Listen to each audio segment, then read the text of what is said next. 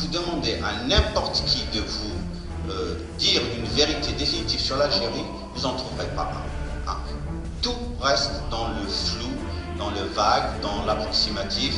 C'est censé être le sujet sur lequel la France a la plus grande expertise. Et pourtant, on ne sait rien sur l'Algérie. Si on prend les grands événements depuis 1962, et on creuse un petit peu, on s'aperçoit que la vérité officielle vole rapidement en éclats. Ce qui est terrible, c'est que la psychologie de ces gens-là, n'est-ce pas, ne réveille pas les consciences dans le monde occidental ou dans le monde oriental. C'est-à-dire qu'aujourd'hui, n'empêche que grâce à leur succès, au succès de tous les coups d'État, parce que l'histoire de l'Algérie, c'est une suite infinie de coups d'État. Alors, bien sûr, aujourd'hui, l'Algérie, c'est un trou noir. De Gaulle, son parti était pris de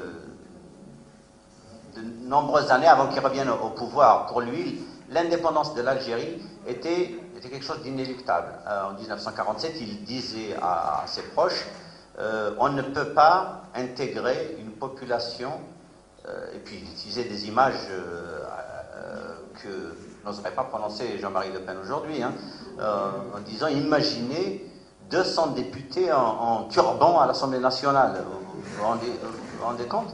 Et bon, il fallait se débarrasser très rapidement du boulet algérien, et l'expression qu'il a utilisée, le dégagement, est assez significative, il faut qu'on dégage. Et il fallait sauver l'essentiel. Et pour lui, et il le dit clairement, pour lui, c'est l'indépendance énergétique et la dissuasion nucléaire. Des accords d'Évian qui ont consacré l'indépendance de l'Algérie, qui sont une aberration historique, je veux dire. C'est une rupture constitutionnelle terrible. Et c'était une indépendance, du point de vue français, anticonstitutionnelle.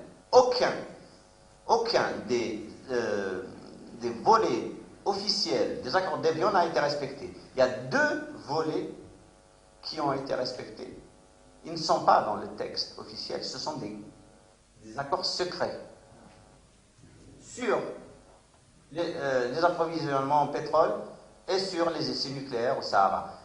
Jusqu'en 1978, la France continue à faire des essais chimiques dans le Sahara algérien, dans la région de Tindouf, dirigée par, devinez qui? Khaled Nsar.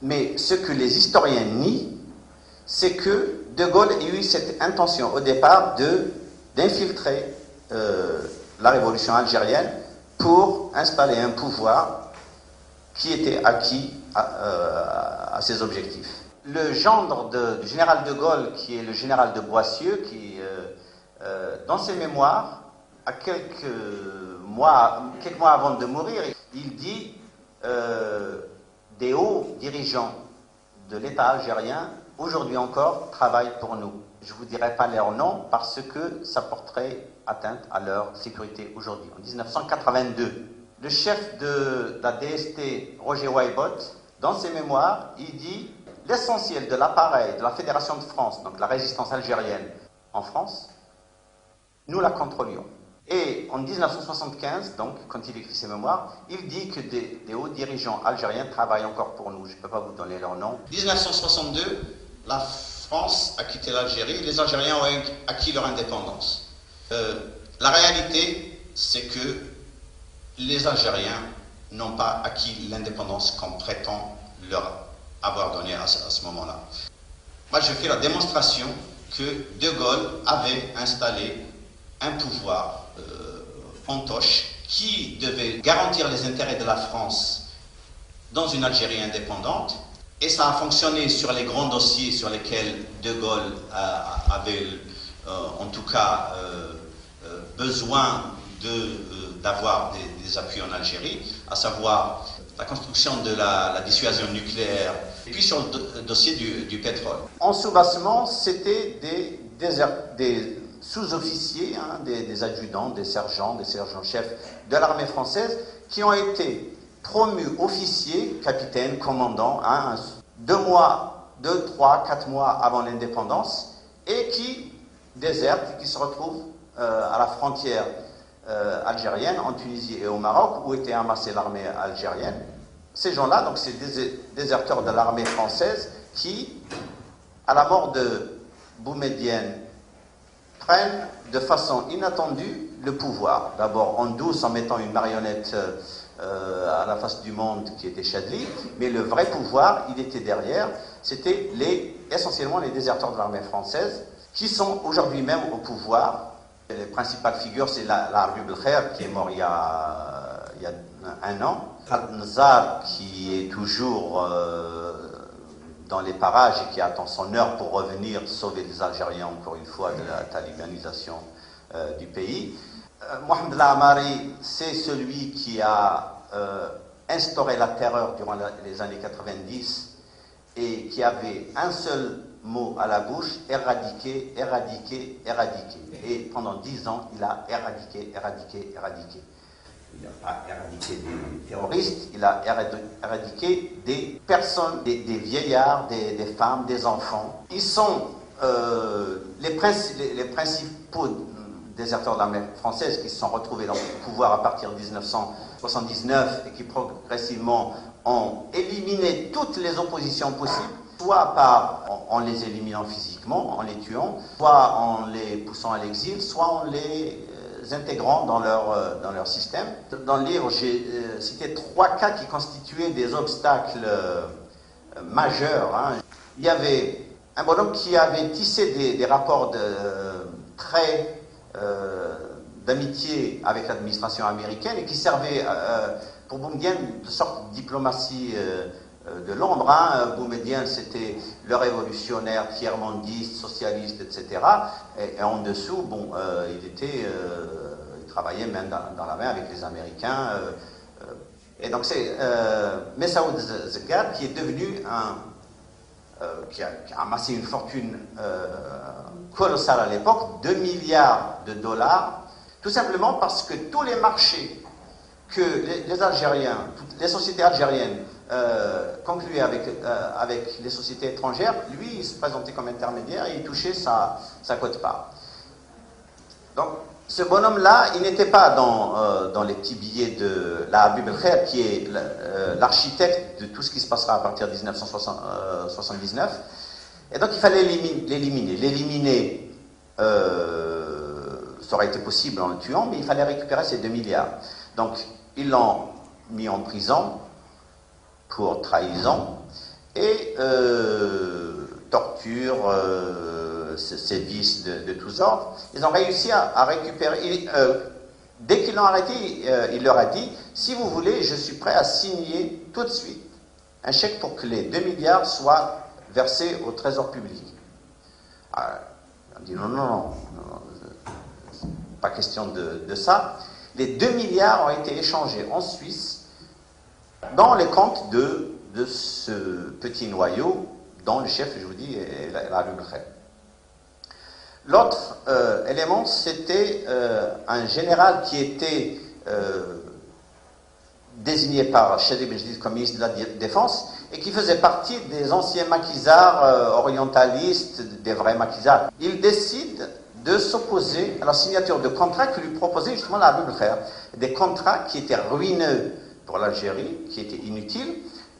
L'un de ces contrats qui a défrayé les chroniques, c'est la société Thomson, la société française Thomson, qui voulait doter l'armée algérienne d'une surveillance côtière pour 5 milliards de francs, alors que l'Algérie était au bord de la famine. Le prix du pétrole au milieu des années 80 avait atteint un plancher jamais vu. On était à 11-12 dollars le baril.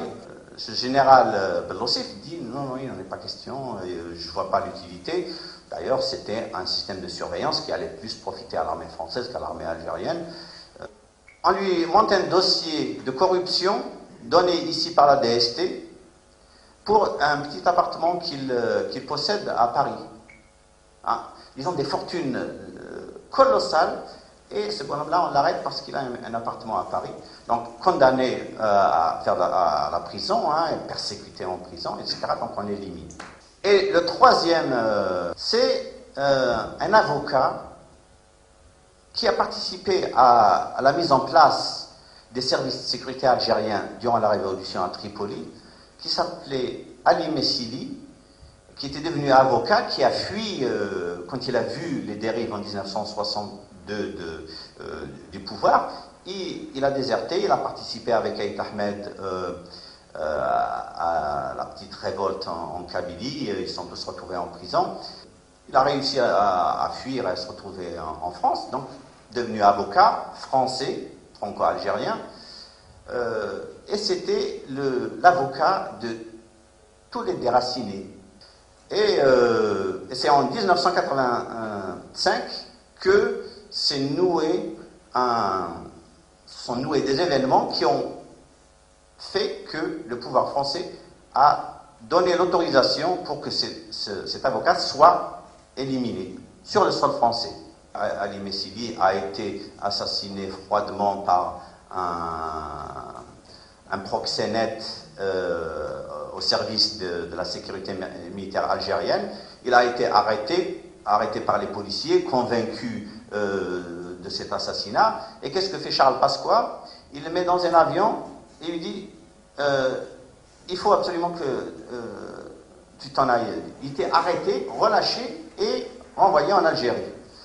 Moi, je fais la démonstration que Charles Pasqua, Jacques Chirac et Robert Pandreau avaient donné leur aval. Et le marché, c'est que vous pouvez éliminer Ali Messili à condition que vous arrêtiez les attentats à Paris. J'apporte la démonstration que, à l'époque, les attentats qu'on a attribués à Georges Ibrahim Abdallah sont pilotés d'Algérie et que le seul qui ait payé cette vague d'attentats, c'est Georges Ibrahim Abdallah. Et c'est de tous les gens impliqués dans cette affaire, c'est peut-être celui qui avait le moins de choses à se reprocher. Il aurait dû être libéré en 2002 ou 2003. Il est toujours en prison. Et la corruption, évidemment, ça avait commencé avec un contrat pour l'achat de gaz algérien. La France, Mitterrand, avait signé un prix qui était 30% plus cher que le prix international. Celui qui négociait, c'était Claude Chesson. Là, du coup, c'est moi qui ai discuté avec un bonhomme qui raconte. À la table des négociations, il raconte, il dit j'écoutais Claude Chesson, je ne savais pas si c'était un ministre algérien ou si c'était un ministre français. On l'avait mis à l'époque sur le compte de l'aide économique pour un pays qui doit sortir du sous-développement. Le pouvoir français a dit bon ben on paye au trésor algérien. La Habib Khair, ça clique. Ils ont dit non, le surplus vous nous le payez en Suisse.